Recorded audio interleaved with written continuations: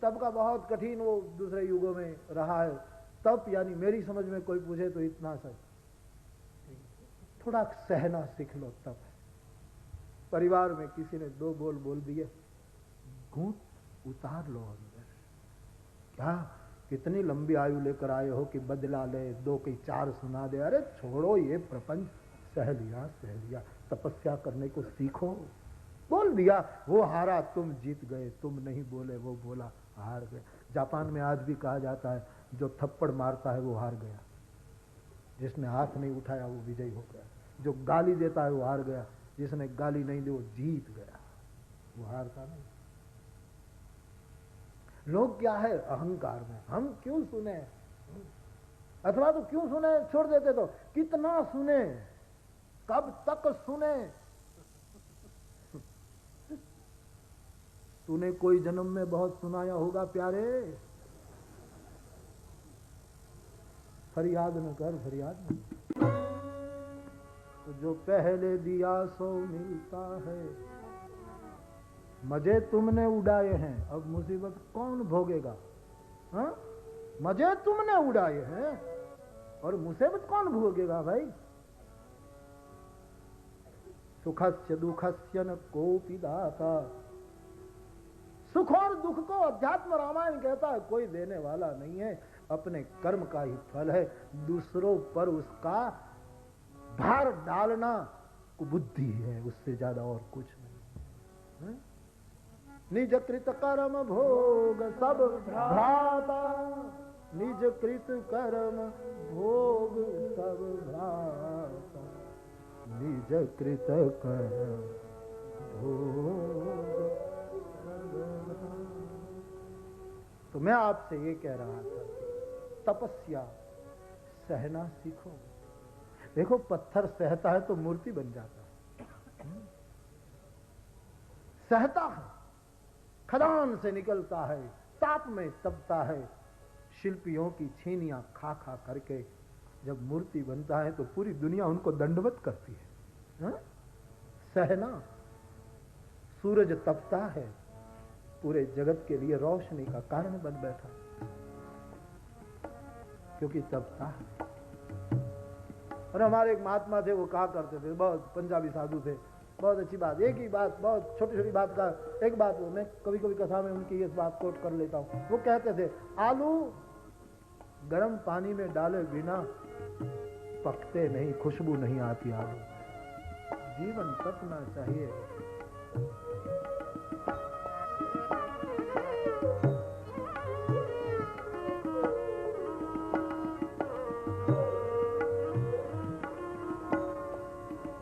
सूरज रे जलते रहना, सूरज रे जलते रहना।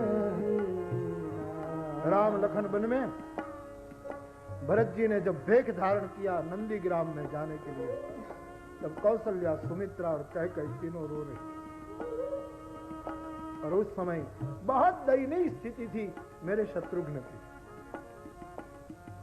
मां कौशल्या ने निकट जाकर कहा, बेटे शत्रुसूदन, सबसे छोटा है ना शत्रुघ्न, क्या कुछ कहना चाहते हो? ना तो बोले, 2 भाई और मेरी मां जानकी वन में, पिता स्वर्ग में,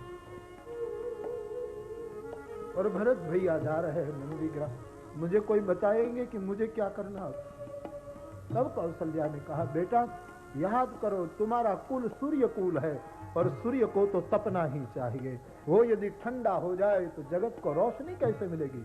जगत भर की रोशनी के लिए करोड़ों की जिंदगी के लिए, जगत भर की रोशनी के लिए करोड़ों की जिंदगी के लिए।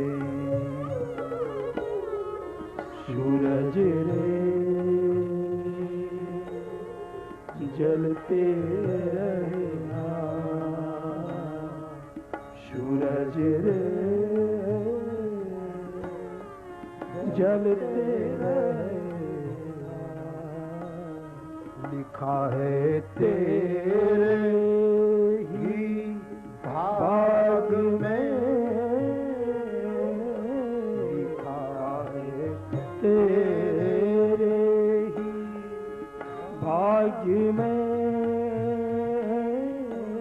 कि तेरा जीवन रहे आग में कि तेरा जीवन रहे आग में सूरज रे जलते रहना सूरज रे जलते रहना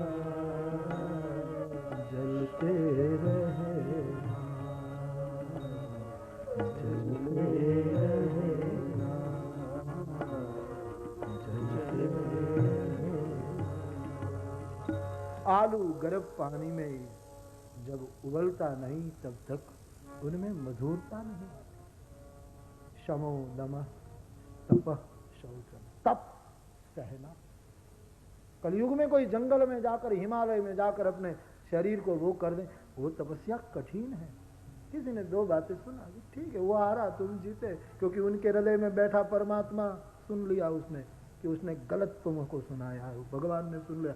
उसको दो कान नहीं 1000 कान है, वो अंदर बैठा है, वो ठीक से सुनता है। कबीर कहते हैं चींटी के पग नैपुर बाजे, एक चींटी के पैर में जो नैपुर लग गए उनकी आवाज भी मेरा साईं सुनता है, चिल्लाने की जरूरत नहीं है, वो सुनता है। सहो। दूसरी बात, मौसम ठंडी की नहीं थी और बहुत ठंडी आने लगी, सर्दी आने लगी, तो सहो, हो गई तब। तुम्हारे कहने से ऋतु नहीं बदलेगी। मौसम धूप की नहीं थी और बहुत कड़ी धूप हो गई। शीतोष्ण सुख दुख, शीत उष्ण सुख दुख, जो परिस्थिति में हरि रखे उनका प्रसाद समझकर रहना।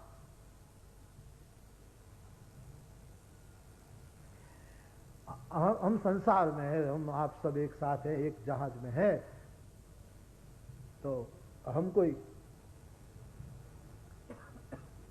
भिक्षा करने घर घर थोड़े जाएंगे।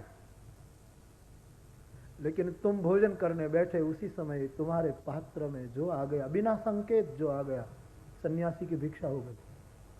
और कुछ करने की जरूरत नहीं कलियुग, बिना संकेत हो बस। भोजन करने बैठे और अपने पात्र में जो आपका थाली कटोरा जो हो, इसमें जो आया आपने पा लिया, हो गई भिक्षा। तो तप सहन करना, थोड़ा सहन कर। हम ही क्यों सहन करें? अरे तुम मूर्ति बनने जा रहे हो, सहो, और छीने सहो। मूर्ति बनने के बाद भी शांति है थोड़ी? कोई भी आकर घंट लगाता है बार बार, उसको शांति? इसलिए चुप बैठा है मूर्ति, भगवान इसलिए चुप है। कोई भी कभी भी आया, एक भाई मुझे कहता है बापू आपको हम बादाम देते हैं तो आप लेते नहीं, आप हमको ये देते, भगवान को तो जो धरते हैं सब लेते। मैंने कहता उसको खाना नहीं पड़ता, हमको खाना पड़ता है। उसको तो खाना नहीं पड़ता, जो रखो ले लेगा, उसको क्या मना है?